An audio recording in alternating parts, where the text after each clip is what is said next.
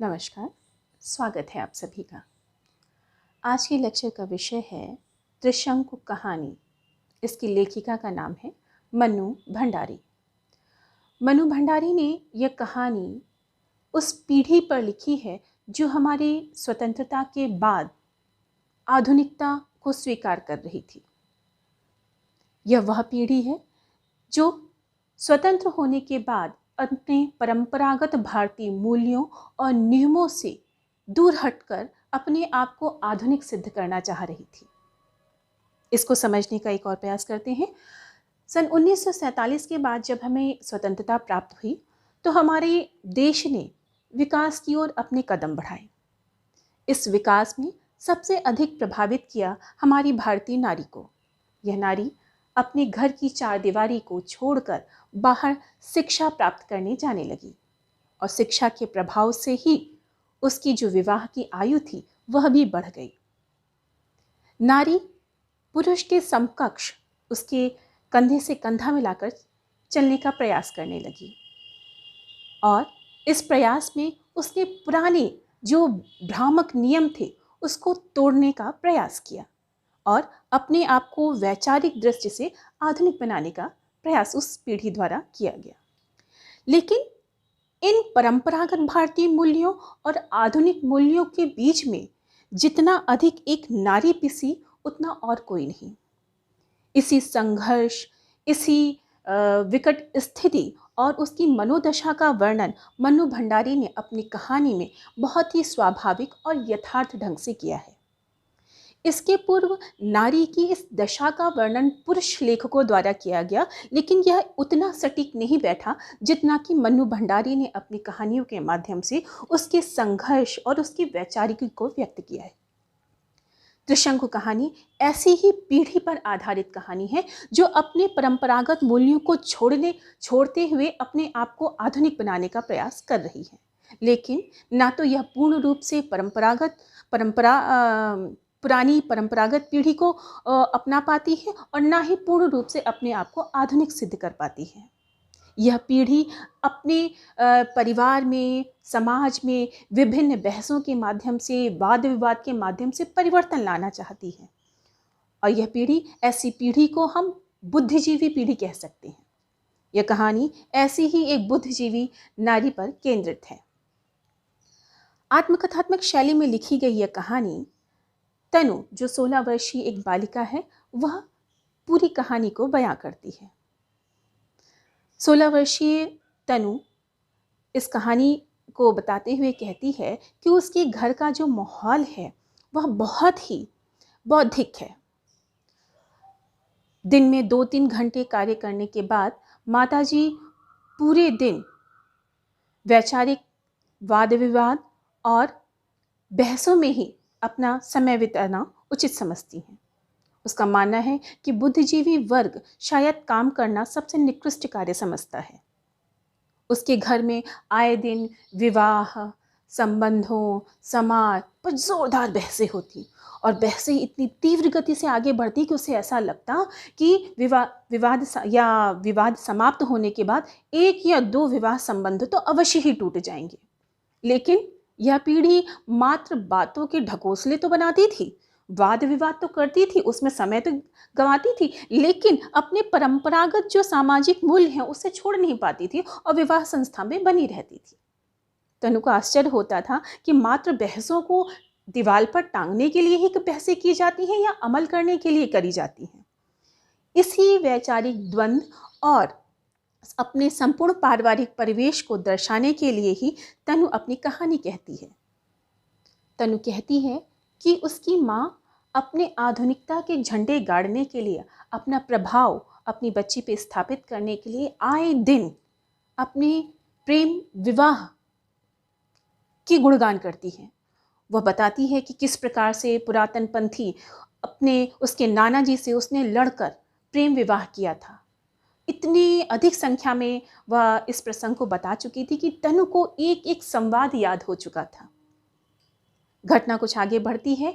एक दिन तनु के कमरे के ठीक सामने के कमरे में कुछ लड़के पढ़ाई के लिए आते हैं। धीरे धीरे तनु को ये रियलाइज़ होता है कि जैसे ही वो कमरे से बाहर निकलती है तो वो लड़के उस पर फप्तियाँ कसते हैं। एक दिन तनु अपनी माँ से कहती है कि बहुत हो गया, ये लड़के जब देखे तब मेरे ऊपर रिमार्क करते हैं, अब मैं रुकूंगी नहीं, मैं भी यहाँ से उत्तर दूंगी। तनु की माँ को लगा कि ये स्थिति को संभालना चाहिए। ऐसी स्थिति में उसने अपने आप को आधुनिक सिद्ध करने का प्रयास किया। वो कहती है, कोई बात नहीं, मैं उन लड़कों को जाकर कल ही अपने घर पे चाय के लिए बुलाती हूँ, तुमसे दोस्ती करा दूंगी।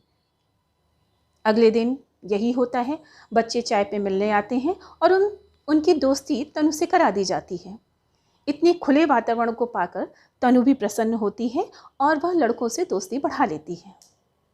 समय धीरे धीरे बीतता है, आए दिन वो लड़के घर में आने लगे और अब तो ये होने लगा कि घंटों तनु के कमरे में बैठकर बातचीत होने लगी। मोहल्ले वालों के कहने पर माँ भड़क जाती है और एक दिन तनु से कहती है कि देखो, मेरी छूट पे अपने पैर ही मत पसार लो। मैंने तुम्हें छूट दी है तो इसका मतलब ये नहीं कि तुम मोहल्ले में मेरी थू थू कराओ। तनु आश्चर्यचकित हो जाती है कि जो माँ आधुनिकता और अपने बौद्धिक विचारों को आगे बढ़ाने का और प्रदर्शित करने का कोई भी मौका नहीं छोड़ती, उसमें आज नाना जैसे पुरातनपंथी विचार कैसे जाग उठे। लोगों मोहल्ले के कहने से क्या लड़के लड़कियों की बातचीत और संवाद बंद हो जाएगा? उसे अपनी माँ के इस दोहरे चरित्र को समझना मुश्किल हो जाता है। दिन बीतते हैं, उसकी माँ को ये एहसास होता है कि अरे, मैंने तो ये गलत किया, लड़के और लड़कियों का मिलना तो कोई गलत बात नहीं है। वह पुनः बच्चों को पुनः घर पे बुलाती है। उनमें से एक शेखर नाम का लड़का होता है जिससे तनु की दोस्ती ज़्यादा हो जाती है और धीरे धीरे यह मित्रता कुछ आगे बढ़ती है और वह घंटों तनु के कमरे में बातचीत करते हुए बिताने लगता है। माँ को यह देख के यह बात भी खटकती है और इसकी वजह से उसके माता पिता तनु और शेखर का मिलना बंद कर देते हैं। ऐसी स्थिति में दोनों ही बच्चे उदास और मुरझा जाते हैं।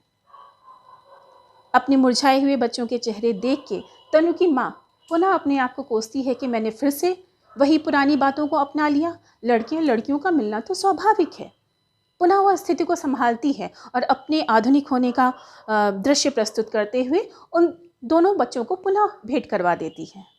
लेकिन फिर से परिस्थितियां बदलती हैं। एक दिन तनु कहती है कि रिजल्ट आ चुका है, अब मैं शेखर के साथ में मूवी देखने जाना चाहती हूँ।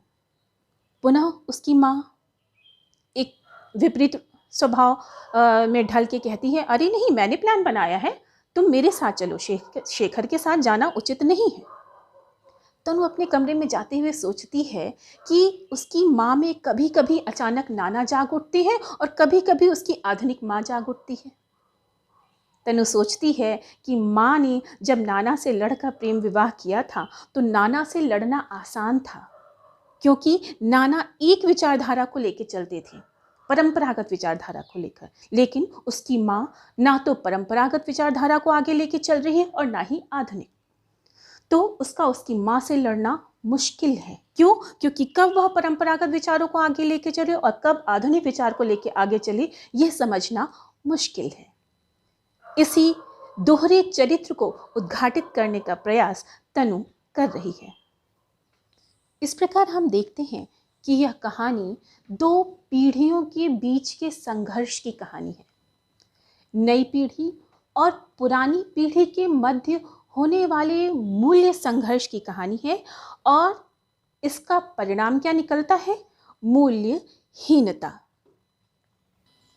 माँ और बेटी के बीच में हो रहे इस द्वंद्व से यह बात तो स्पष्ट है कि तनु की माँ पूर्ण रूप से न आधुनिक बन पा रही है और न ही परंपरागत।